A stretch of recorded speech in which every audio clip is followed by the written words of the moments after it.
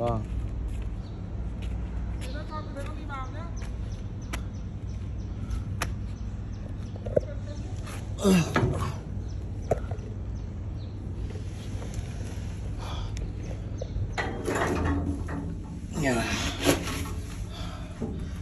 Thưa các bạn, đây là chỗ lái xe.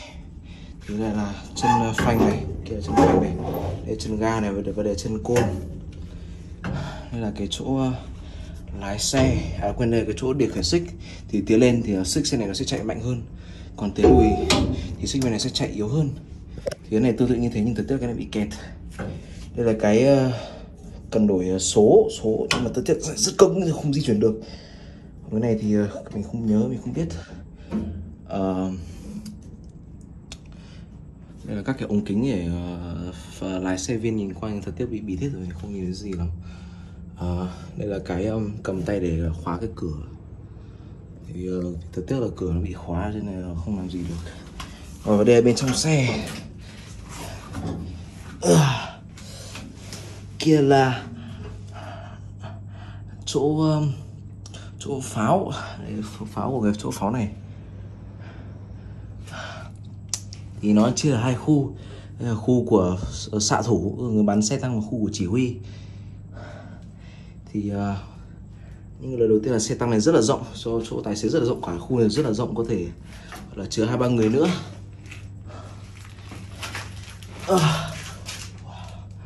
Đây là kia là cái chỗ để đạn.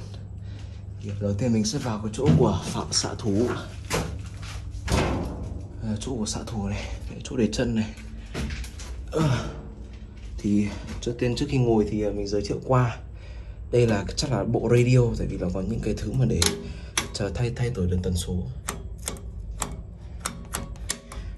Thì hơi lạ một phát là xe này là do Trung Quốc sản xuất nhưng mà lại có radio của Nga, chắc là vì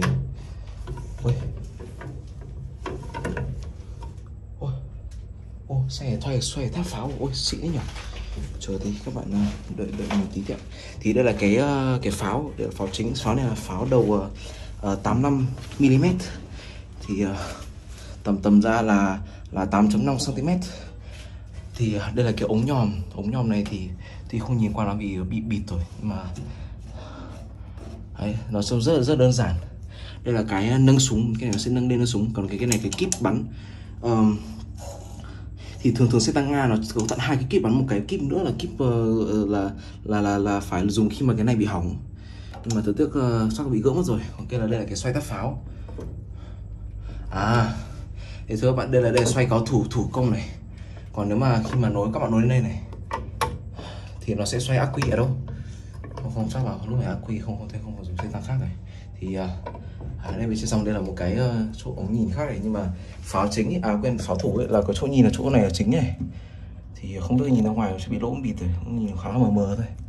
Thì đáng nhẽ có 2 cái ống kính ở đây nữa, nhưng mà chắc bị rút ra rồi. Không sao. Đây còn cái chỗ này, cái chỗ để đầu này. Thì chỗ này người ta cũng cũ rồi, vì xe tăng này phải từ năm 7 mấy chưa sử dụng, cho người ta để ở đây để trưng bày. Thì một tin vui là tháp pháo này xoay được. Các bạn đây kia bằng chứng rõ ràng này, cho bạn nhìn này, nhìn đây, nhìn chỗ tháp pháo này, khi mình xoay tháp pháo này thì chỗ xích nó di chuyển. Đấy, nó di chuyển tí ấy, nó di chuyển. Thì tin tốt là cái tháp pháo này vẫn di chuyển được, thì số xe tăng này không sử dụng nữa. Thì đây là cái chỗ ngồi của pháo thủ, còn kia là chỗ ngồi của chỉ huy. Mình sẽ vòng sang bên kia.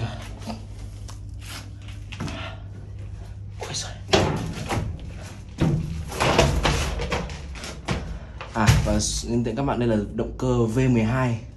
Đây là chắc là của Trung Quốc nhái từ Nga. Động cơ này bây giờ dùng rất là khỏe. Xe tăng này rất là xịn, nó có cả quạt, nhưng mà quạt này chả biết mát lắm đâu. Thì đây là cái mà để mở nòng, tức là khi mà xe tăng chuyển bắn ấy, thì phải đóng cái này xuống để lên nòng, thì lúc này pháo mở được, pháo mới bắn được. Còn lúc mà khi nào mà bắn xong thì phải hạ đây xuống. Cái xe rất là cũ nên không thể bắn nữa.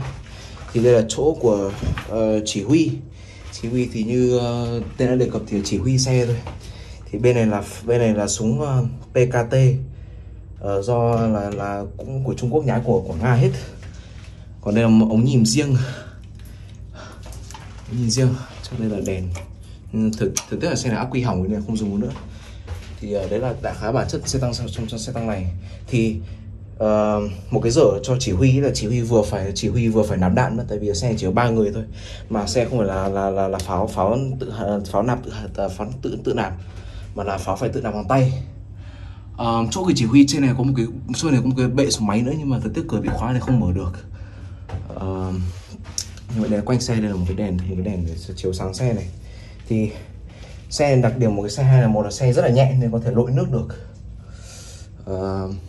Như vậy chỉ ở thế thôi. Cũng có vài linh kiện khác nhưng mình sẽ không tới vì là nó rất cũ, có nguy cơ là hỏng.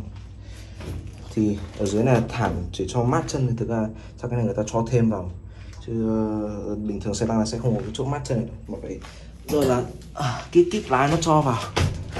Đấy, như vậy đấy là toàn bộ về xe tăng Type 63 này, hay dịch ra tiếng Việt gọi là loại 63 do Trung Quốc sản xuất. Quên nói qua, đây là chắc đây là km/h này. Một trong mấy cái này là xăng mình không biết này. Đấy, đại khái như thế. Rồi.